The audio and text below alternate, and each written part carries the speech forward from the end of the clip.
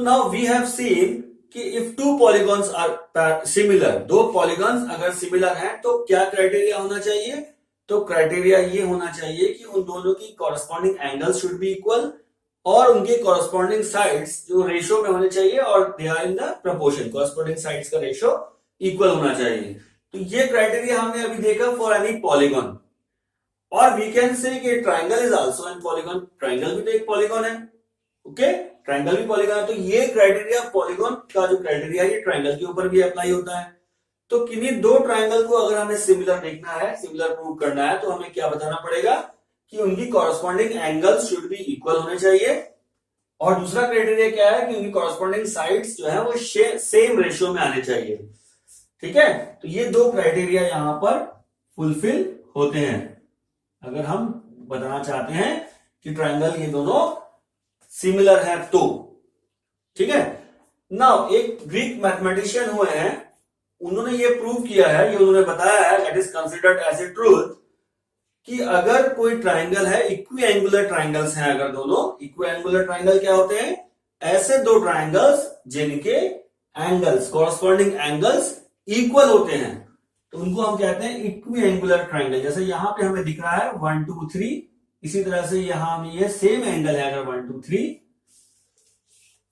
अगर दो इक्विएंगुलर ट्राइंगल्स हैं और उनके जो कॉरस्पॉन्डिंग साइड्स हैं they are always in the same proportion, same ratio में होंगी। ये ग्रीक मैथमेटिशियन थेल्स ने हमको एक ट्रुथ दिया है, इन्होंने एक स्टेटमेंट दिया है जो ट्रुथ कंसिडर किया है। तो यहां क्या कह रहा है? अगर एंगल्स को हम इक्वल कर दें या इक्वल प्रूव कर दें तो इनकी sides automatically, corresponding sides automatically same ratio में आ जाएंगी।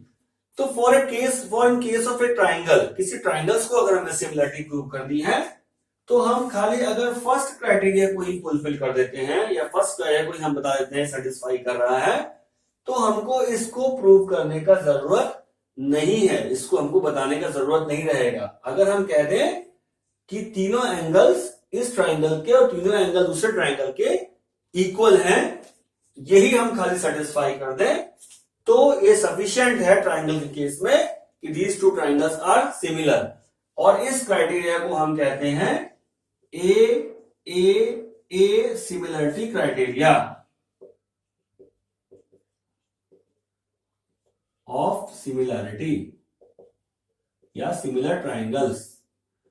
ठीक है, क्या क्राइटेरिया हुआ? Angle angle angle angle angle, तीनों के एंगल कॉरस्पॉन्डिंग एंगल्स इक्वल हो जाए। याद कीजिए कॉन्ग्रुएंसी में हमने देखा था इस तरह से SSS SAS इस तरह के कुछ कॉन्ग्रुएंसी रूल थे, कुछ कॉन्ग्रुएंसी के क्राइटेरिया थे। यहां ये क्राइटेरिया सिमिलर ट्राइंगल्स के लिए फॉलो होता है। ये क्राइटेरिया कॉन्ग्रुएंसी के लिए नहीं है, ये बहुत ध्यान रख लीजिए। ये क्राइटेरिया कॉन्ग्रुएंसी में काम नहीं करता ये क्राइटेरिया, बट सिमिलर ट्राइंगल्स की बात करें तो यस, अगर हम तीनों एंगल्स, कॉरस्पॉन्डिंग एंगल्स को इक्वल बता देते हैं या प्रूव कर देते हैं तो ये ट्राइंगल सिमिलर हो जाएंगे। ट्राइंगल्स के केस में ये चीज काम आती है। ओके, तो खाली एक चीज प्रूव करके ही हम बता सकते हैं कि ये सिमिलर ट्राइंगल्स हैं और इसको हम कहते हैं ए रूल। इसके आगे अगर हम देखें कि अगर किसी भी ट्राइंगल में 1 और 2 एंगल्स अगर इक्वल हैं, अगर किसी ट्राइंगल में 1 और 1 कॉरस्पॉन्डिंग, 2 और 2 कॉरस्पॉन्डिंग आपस में इक्वल आते हैं तो 3 और 3 के बीच में क्या रिलेशन होगा ये हमको बताना है। नाउ लेट अस सी कि अगर 1 और 2 हमको मालूम है तो we can find out angle 3 will be 180 minus sum of this. यानी एंगल सम प्रॉपर्टी क्या कहती है? एंगल सम प्रॉपर्टी कहती है कि angle 1 + 2 + angle 3 is equal to 180 degree. तो अगर हम कोई दो एंगल कॉरस्पॉन्डिंग इक्वल कर देते हैं तो तीसरा एंगल ऑटोमेटिकली इक्वल हो जाएगा with the help of angle sum property. याद है, अगर दो एंगल्स कॉरस्पॉन्डिंग इक्वल हो जाए तो third angle by angle sum property, third angle will also be the same. तो यहां हमको तीनों एंगल्स को इक्वल करने की भी जरूरत नहीं है। अगर हम किन्हीं दो एंगल्स को इक्वल कर दें तो तीसरा एंगल इक्वल हो जाएगा with the help of angle sum property. तीसरा एंगल इक्वल ही होगा क्योंकि sum of triangle is fixed 180 degree. तो हमको सिर्फ दो ही एंगल बता देंगे, हम प्रूव कर देंगे तो हमारा एक चीज बन जाएगा, and then it is known as a criteria for similar triangles. तो अब किन्हीं ट्राइंगल्स को सिमिलर बताने के लिए हमें तीनों एंगल्स की जरूरत नहीं है, हम किन्हीं दो एंगल्स को अगर इक्वल प्रूव कर देते हैं तो हमारा ये सिमिलर ट्राइंगल्स का क्राइटेरिया सेटिस्फाई होता है। Now let us see it in the form of theorem. यहां नेक्स्ट थ्योरम में हम देखते हैं हमारा ए क्राइटेरिया क्या है, एंड वी नो दैट कि ए ही सफिशिएंट है ए को फाइंड आउट करने के लिए या सिमिलरिटी को प्रूव करने के लिए ए ही सफिशिएंट है। Now let us see this theorem. Now तो उन्होंने जो ये थ्योरम दी है दैट इज कॉल्ड दी, वहां अब हम आगे देखेंगे थेल्स थ्योरम, और बहुत इंपॉर्टेंट थ्योरम है, या इसको हम कहते हैं बेसिक प्रोपोर्शनैलिटी थ्योरम। बेसिक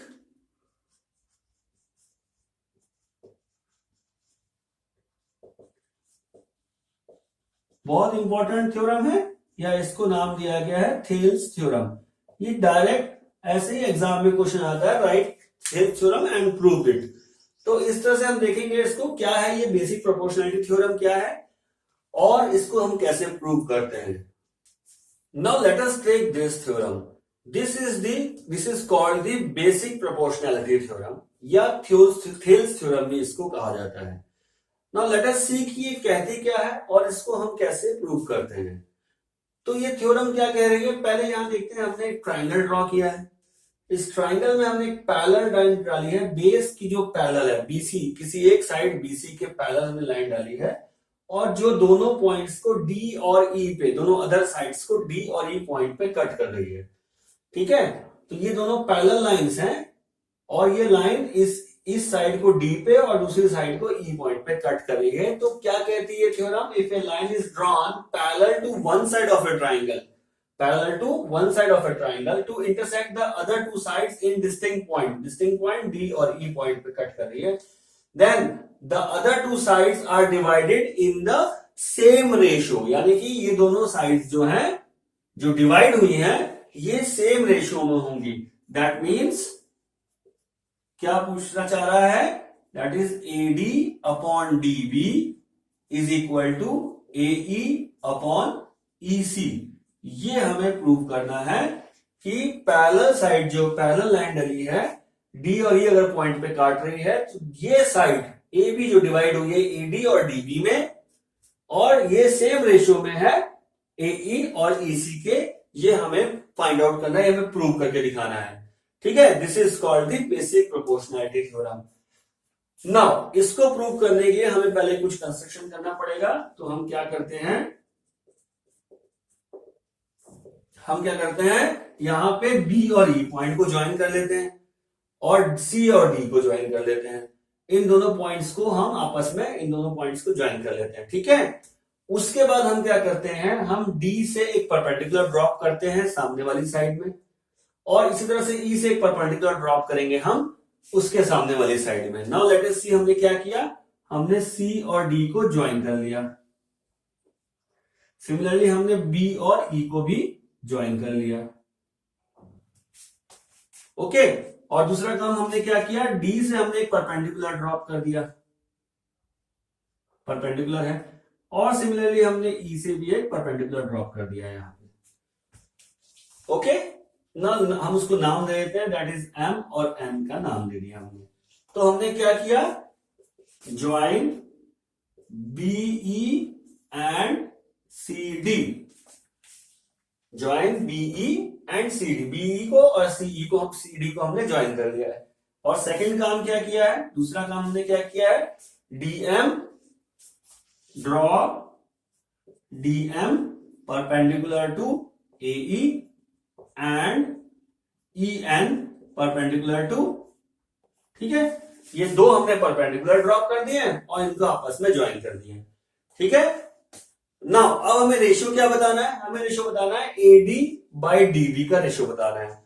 तो अगर हमें इसे रेशियो बताना है तो we can find the area of related triangles, जो रिलेटेड ट्राइंगल्स है, और उनका रेशियो लेंगे हम एरियाज का, तो हमको ये साइड्स का रेशियो मिल सकता है। नाउ लेट अस सी क्या कह रहे हैं। नाउ ट्राइंगल एडी, ये साइड हमें एडी कहां पे मिलेगी, ये साइड हमें मिलेगी ट्राइंगल एडीई में, हमको एक साइड मिलेगी, और यहां पे हमको मिल रहा है, इसकी हाइट भी मिल रही है, ठीक है। सिमिलरली हम बात करते हैं इस साइड को हमको फाइंड आउट करना है, तो हमारे पास ट्राइंगल है बी डी और ई, ये ट्राइंगल में ये बेस है, तो हम इसको भी फाइंड आउट कर सकते हैं। Now let's see what is the area of triangle ADE, क्या बन जाएगा area of triangle. Now this is AD, अगर बेस ले लूं और ई एन को अगर हाइट ले लूं। नाउ ट्राइंगल एरिया का निकालने के लिए मुझे क्या चाहिए, एरिया निकालने के लिए, that is half into base into height. Now what is this, half, और बेस मैंने क्या कंसीडर किया है यहां पे, एडी, हाफ इंटू बेस, और हाइट क्या हो गई यहां पे, ई एन, इसकी हाइट हो गई, half into base into height, ये बन गया एरिया ऑफ ट्राइंगल एडीई, ठीक है। सिमिलरली अगर हम बात करें, अब हमें चाहिए साइड, यहां से एडी मुझे मिल गया, now I want dB, dB मुझे कहां से मिलेगा, ट्राइंगल बी डी और ई से, ठीक है। In triangle ADE, in triangle हमने क्या लिया, BDE, triangle BDE, area of triangle BDE क्या बन जाएगा, दैट इज हाफ, बेस क्या है नाउ, बीडी,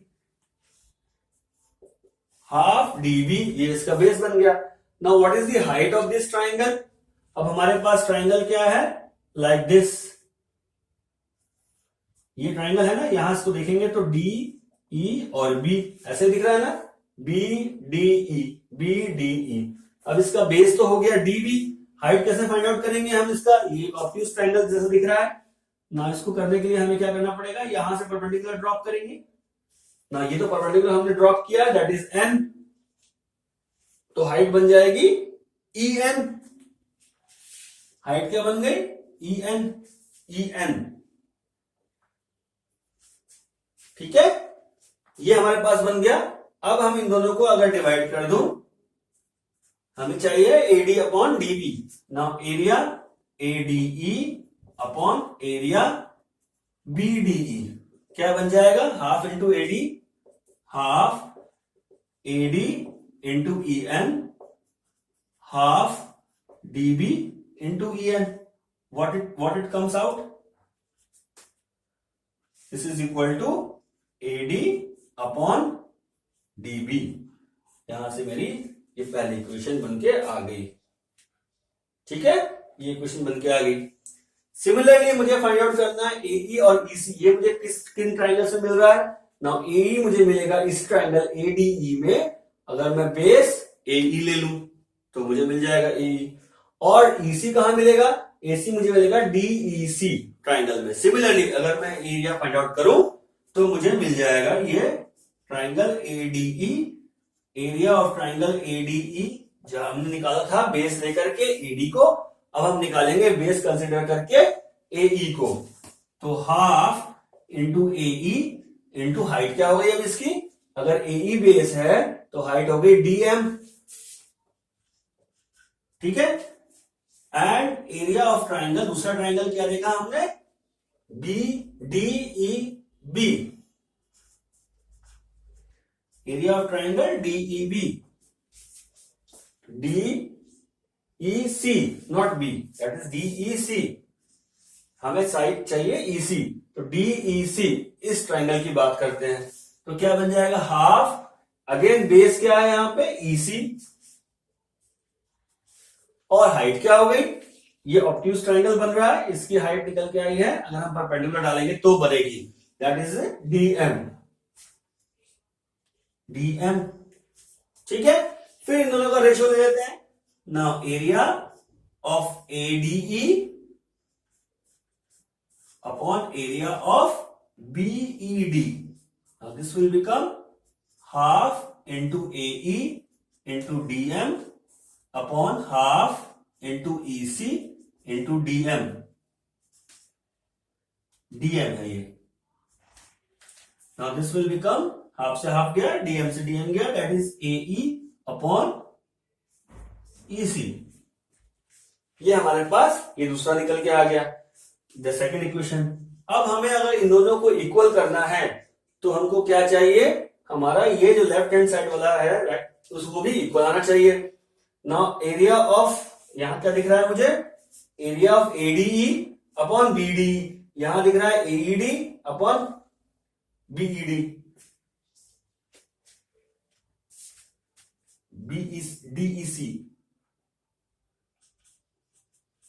ये निकाला था हमने, तो ADE अपॉन DEC यहां दिख रहा है, ठीक है। तो न्यूमरेटर दोनों में सेम आ रहा है लेकिन डिनोमिनेटर डिफरेंट है। क्या हम इनमें कोई रिलेशन ढूंढ सकते हैं?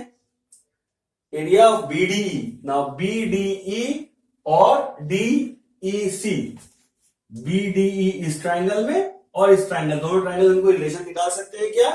यस। क्या रिलेशन निकलता है? नाउ एरिया ऑफ ट्राइंगल, अब देखिए ये दोनों ट्राइंगल सेम बेस पे बने हुए हैं। ट्राइंगल BDE का बेस क्या है? DE, और DEC का बेस क्या है? That is again DE। दूसरी बात, ये सेम बेस पे ट्राइंगल है और बिटवीन दी पैरेलल लाइंस, ये हम ऑलरेडी जानते हैं कि the area of triangle which are on the same base and between the same parallel lines are equal, ठीक है। Area of triangle DEC and triangle BDE are equal, क्यों?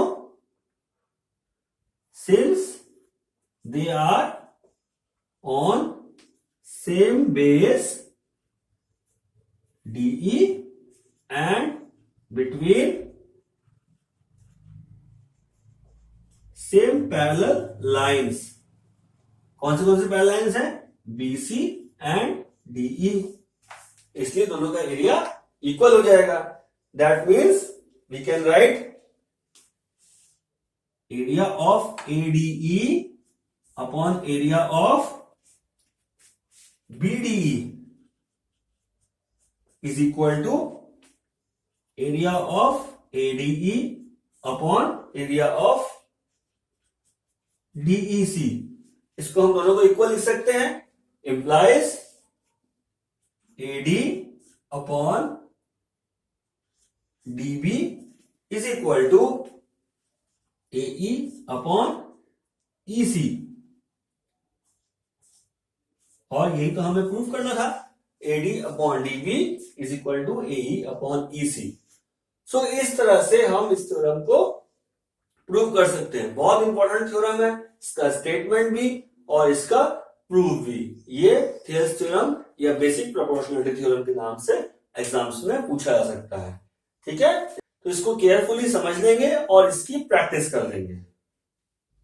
Now let us take the second theorem. ये theorem उस पहले वाली theorem की, जो हमने थ्योरम 1 देखी, उसका कन्वर्स है ना। वहां यहां क्या कह रहा है, अगर कोई line divide, if a line divides any two sides of a triangle in the same ratio then the line is parallel to the third side, तो लाइन थर्ड साइड के पैरेलल होगी, ये हमें प्रूव करना है। वहां क्या था, हमें पैरेलल लाइन दी थी और हमें ये प्रूव करना था कि सेम रेशियो में डिवाइड करेगा। यहां हमको ऑलरेडी गिवन है कि सेम रेशियो में डिवाइड कर रहा है और हमें ये थर्ड लाइन के बराबर पैरेलल प्रूव करेगा, that is converse of this theorem. तो लेट अस सी कैसे करते हैं। क्या हमें गिवन है, हमें क्या गिवन है, हमें गिवन है AD और DB, AD upon DB is equal to AE upon EC। ये हमको यहां गिवन है। ये line divides two sides of a triangle in the same ratio. एक ट्राइंगल है और ये लाइन हमने ड्रॉ की हुई है एंड लेट अस कंसीडर कि ये पैरेलल नहीं है। हमें ये प्रूव करना है कि ये पैरेलल है और हम कंसीडर करके चलते हैं कि it is not parallel. Now let us say consider DE is not parallel to BC। ये हम यहां पर कंसीडर करके चल रहे हैं, DE is not parallel to BC, और ये रेशियो हमको गिवन है। ओके, नाउ अब पैरेलल नहीं है तो हम क्या कर सकते हैं, हम एक पैरेलल लाइन को ड्रॉ करते हैं। नाउ एक ऐसी लाइन ड्रॉ करते हैं जो BC के पैरेलल हो through point D। Now draw a line क्या D E dash parallel to B C. ना हमने डी ई डैश ड्रॉ कर दी है और ये कहा कि ये पैरेलल टू बी सी है। ओके, ना हमने देखा अभी पिछले थ्योरम में कि अगर कोई लाइन किसी एक साइड के पैरेलल होती है तो वो बाकी की दोनों साइड्स को उसके रेशियो इक्वल होते हैं, that is AD upon DB will be equal to parallel lines. कौन सी पैरेलल कहां कट कर रही है, ए ई डैश, तो A E dash upon E dash C. ठीक है, पैरेलल लाइन एक साइड के पैरेलल लाइन हमने ड्रॉ की है, ये पैरेलल लाइन डी और ई डैश पे कट कर रही है, तो द रेशियो जहां पे एडी और DB will be equal to A E dash upon E dash C.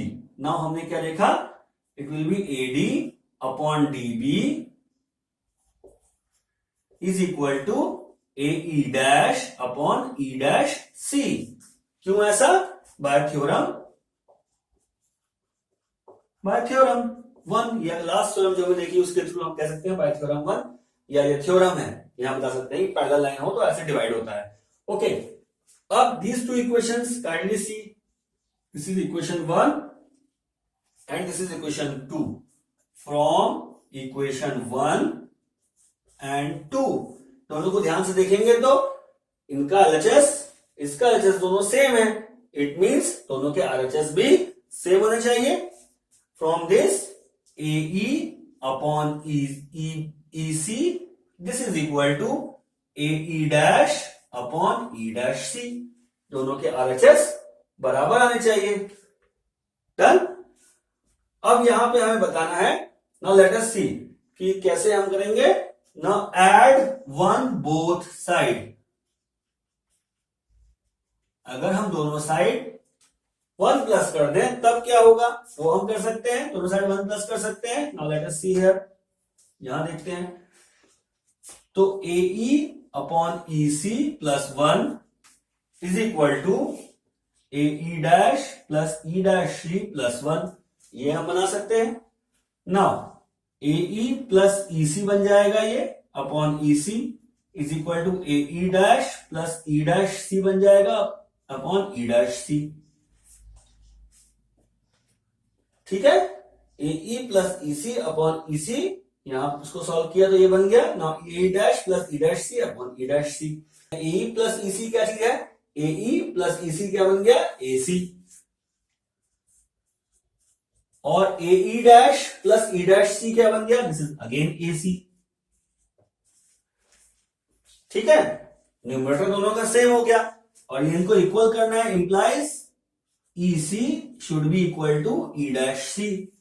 और ये कब पॉसिबल है, ये कब पॉसिबल है, सी से ई और सी से ई डैश दोनों इक्वल होने चाहिए। ये कब पॉसिबल होगा, ये तभी पॉसिबल होगा जब E and E C E dash दोनों कोइंसाइड करते हो, दोनों सेम पॉइंट हो, तभी तो पॉसिबल होगा। किसी एक लाइन में सी से ई तक का डिस्टेंस और सी से ई डैश तक का डिस्टेंस इक्वल कैसे हो सकता है, when implies it is only possible E and E dash are same point, या यू कह सकते हैं दे